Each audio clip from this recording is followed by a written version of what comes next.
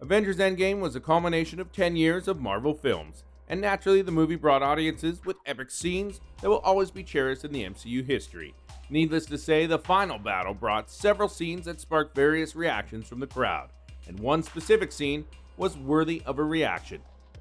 Yes, it's the scene where when Thor is about to be pummeled by Thanos, Mjolnir flies past and flies into the hands of, not Thor, but our very own Captain America. Naturally, the crowd went absolutely crazy, bonkers, nutso. The story of Mjolnir is that it only flies to those who are worthy, which is why it was extremely shocking and surprising to see Captain America lift it. But then again, it makes sense, considering the scene in Age of Ultron when Cap slightly moved Mjolnir from its position. If in case that scene was a setup and a glimpse into the future, the Endgame scene definitely paid off.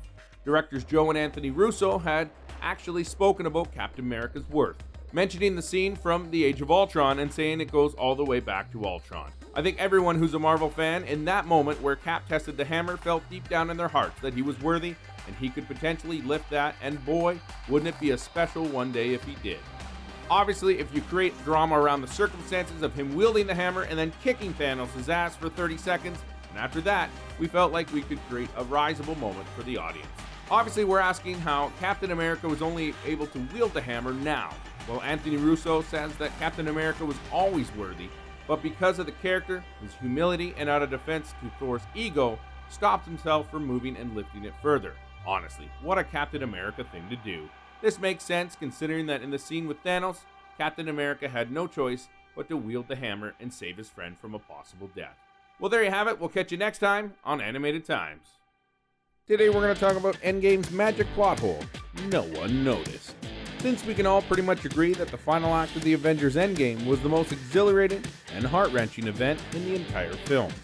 The entire decade of MCU films came up in the final act, with all the Avengers going head-to-head with Thanos and his army.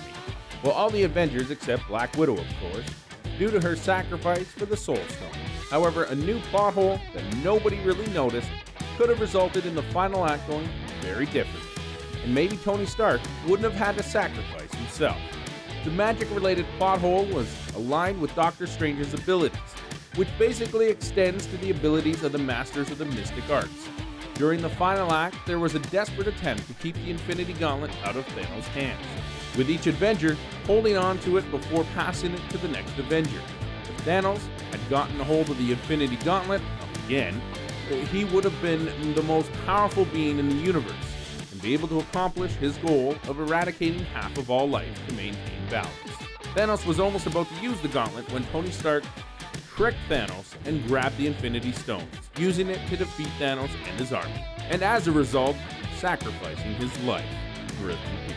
However, with this plot hole, and it seems as if there was another way to keep the Infinity Gauntlet away from Thanos, and even send the Infinity Stones back to their times of origin without the van of time-traveling portal. The Masters of the Mystic Arts have always used their sling rings in battles, from the arrival of Ebony Maw to the fight with Thanos on Titan, and to provide portals for the Avengers to the battlefield during the final act. So technically, they could have just as easily used the sling rings to send the Infinity Gauntlet somewhere else as far from Thanos' reach. Not only that, another plot hole was the fact that the Masters of the Mystic Arts could have used the same portals to send stones back to their own times. So probably Steve Rogers wouldn't have to go back in time and pass on his mantle to Sam Wilson. But hey, we're not complaining. It's about time we get a POC Captain America, right? Well, that does it for this episode. Be sure to check back for Animated Times for more awesome content.